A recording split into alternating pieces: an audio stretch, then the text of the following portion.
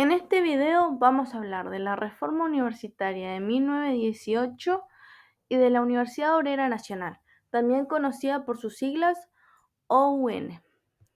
La Reforma Universitaria fue un movimiento social impulsado por los estudiantes universitarios que tuvo lugar en Córdoba, en la Universidad Nacional de Córdoba, una de las primeras universidades del país.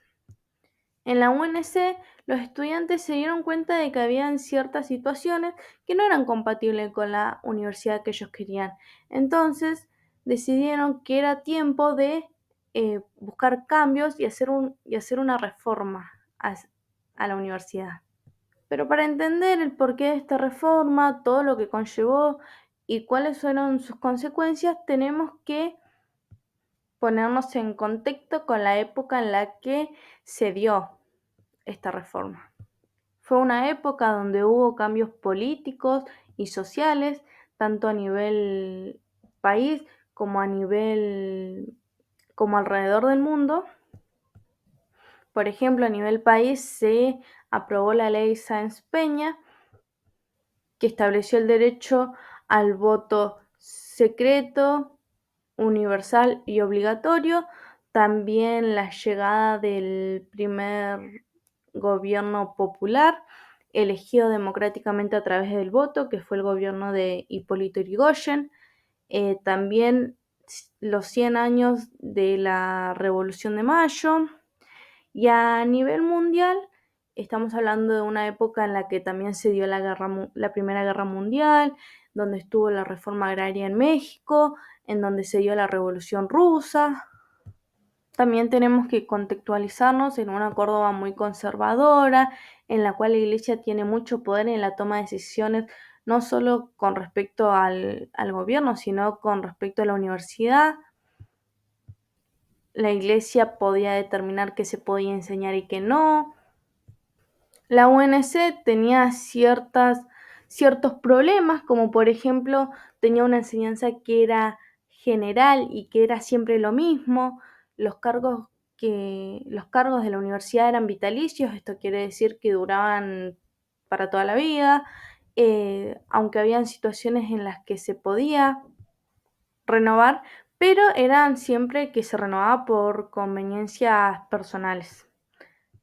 Además, la predisposición que tenía la universidad ante reclamos e ideas de los estudiantes era nula. La universidad era muy anacrónica, excluyente y muy alejada de la ciencia, en donde habían materias llamadas, por ejemplo, deber para con los siervos. También las autoridades de la universidad tomaban decisiones que perjudicaban mucho a los estudiantes. Ante una universidad donde había tiranía, una universidad apartada de la ciencia, donde donde nunca se actualizaban los planes de estudios, los estudiantes deciden que es momento de empezar a buscar ideas para reformarla. Y acá entra la importancia del contexto de la época, porque acá a las mentes de los estudiantes empiezan a llegar las ideas de revolución, de reforma, ideas de cambios que se venían dando tanto a nivel nacional como a nivel mundial con la reforma agraria, la revolución rusa. Son ideas que llegan acá y promueven que los estudiantes piensen que ellos son capaces de cambiar todo aquello que creen que no corresponde, todo aquello que creen que pueden cambiar, todo aquello que de alguna forma los deje en una situación de desventaja. Gracias a todo esto, a estas ideas, los estudiantes concuerdan en que necesitan una universidad incluyente y actualizada, con autonomía, ya sea política, académica y presupuestaria, que necesitan una universidad con cogobierno, donde los estudiantes también tengan voz en las decisiones que tome la universidad, un cogobierno entre profesores, estudiantes, egresados.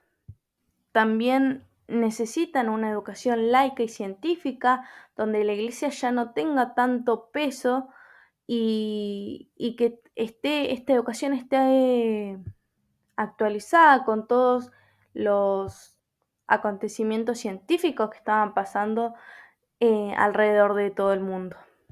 También buscaban que haya una libertad de cátedra, en donde los profesores puedan elegir qué enseñar y cómo enseñarlo, siempre teniendo en cuenta la ciencia. También un régimen de concursos docentes donde todo aquel que quiera ser profesor tenía que concursar para demostrar conocimientos y pedagogía, que los estudiantes puedan educarse correctamente. También querían una periodicidad de cátedra y asistencia libre. Todo esto era lo que los estudiantes buscaban conseguir, pero para lograrlo tuvieron que hacer un montón de cosas re importantes.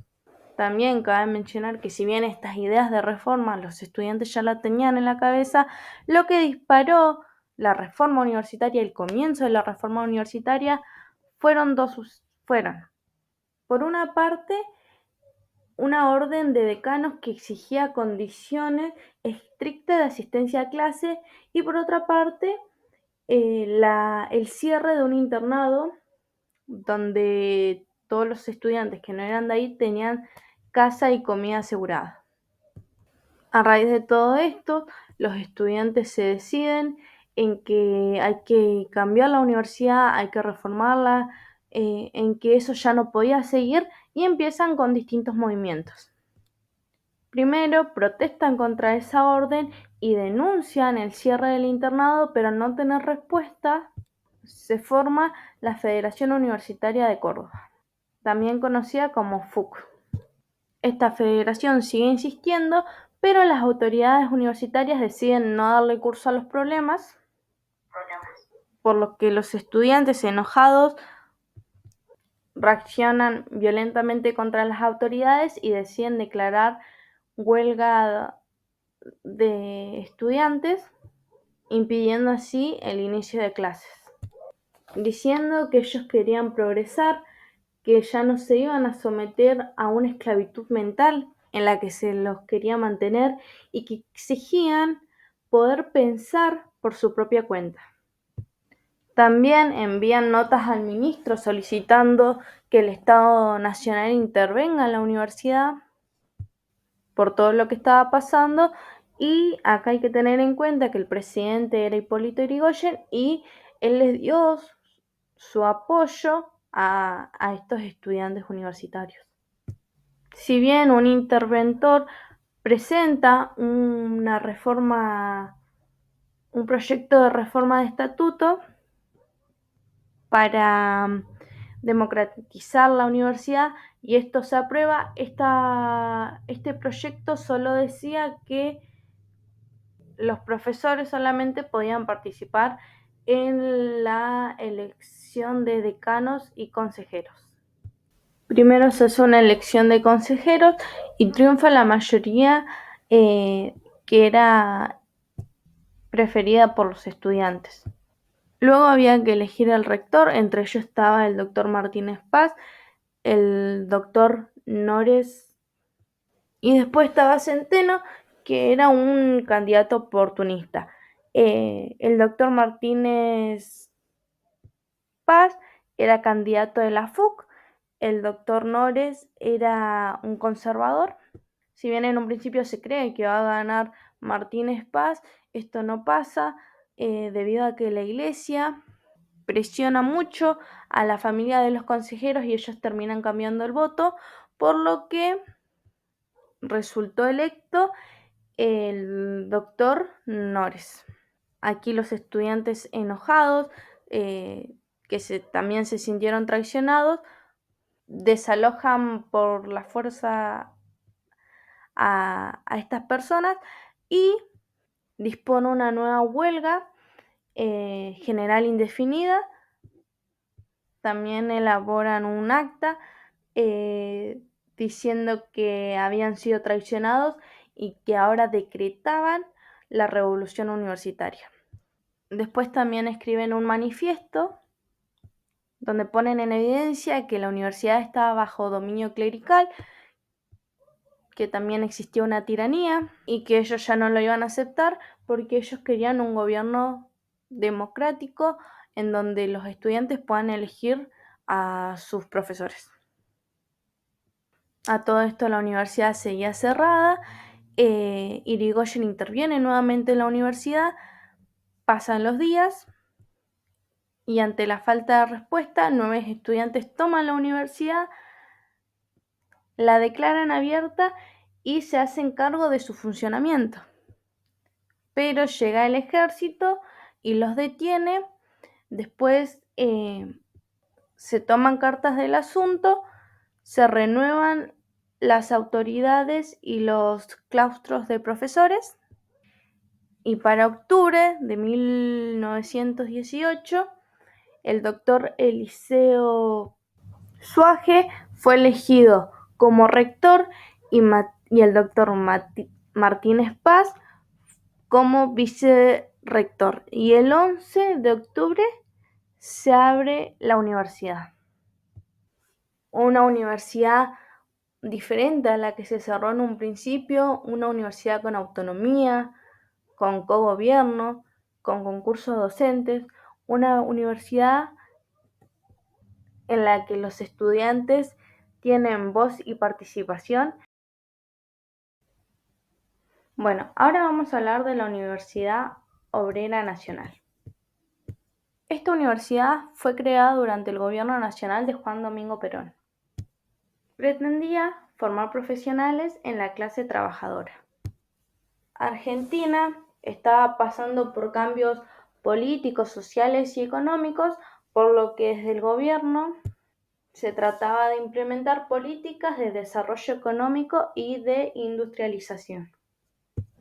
Además, habían profesiones que no estaban siendo desarrolladas por la falta de conocimientos que había en la clase trabajadora. Por esto se empezó a ver como una necesidad el formar ingenieros especializados en la industria. Se buscaba una modalidad de estudio en la que los conocimientos teóricos aprendidos en el aula se puedan aplicar posteriormente en la práctica. Como era importante capacitar a la clase trabajadora, Perón lo que hizo fue suprimir los aranceles a través de un decreto y eliminar el examen de ingreso. Debido a que la mayoría de las personas que pertenecían a la clase trabajadora no podían acceder a la universidad debido a que ésta estaba arancelada y ellos no podían pagar el arancel mensual. Con estas medidas se buscaba que el acceso a la enseñanza universitaria sea para todos, o, como dijo un tiempo después el general Perón, la universidad se llenó de hijos de obreros, donde antes estaban solamente admitidos el oligarca. Esto también ayudó a que la población universitaria creciera un montón. En 1945 había alrededor de 50.000 estudiantes y 10 años más tarde ese número se triplicó y había aproximadamente 140.000 estudiantes. Pero en 1955 un golpe de estado cívico-militar, que fue apoyado por algunos sectores de la sociedad y por la Iglesia, derrocó al gobierno de Juan Domingo Perón, con la idea también de que todo vuelva a ser igual que antes que Perón asumiera el gobierno. Lo que significa que el gobierno de facto quería borrar todo rastro de peronismo, y eso también conllevaba suprimir la Universidad Obrera Nacional. Pero aquí los estudiantes universitarios se opusieron al cierre, resistieron y se opusieron al cierre de la universidad, y un tiempo más tarde la Universidad Obrera Nacional se transformó y adoptó su nombre actual, que es Universidad Tecnológica Nacional. Sus siglas son UTN. Actualmente sigue manteniendo su organización federal con sedes regionales a lo largo del país, que dictan carreras según la región en la que se encuentren. Y actualmente la UTN cuenta con 33 sedes